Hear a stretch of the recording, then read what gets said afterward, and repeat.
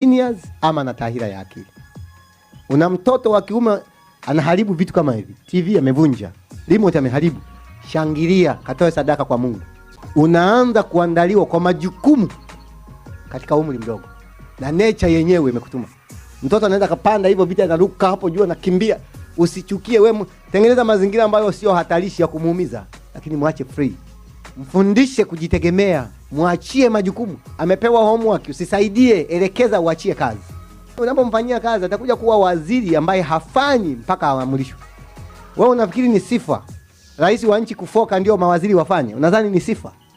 Yaani inafika mahali nchi mtu kuwa mkali na kuwa sifa ya uongozi. Ina maana nchi hiyo watu wameshaharibika. Si mnanielewa vizuri? Kwanza akili haiwezi kufanya vizuri kama mwili wako hautumiki.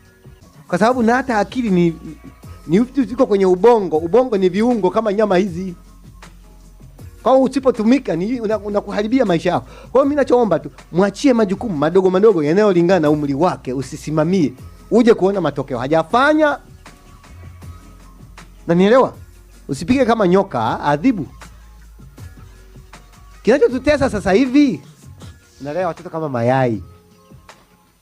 Sasa mtu amelelewa kama yai, alafu anakuta maisha ni kama jiwe.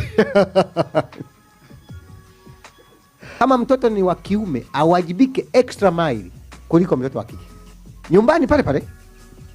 Afue, apike, afanye, yani unaona kama unamfanya mtumwa, kumbe unamuandaa kwenye extra duties.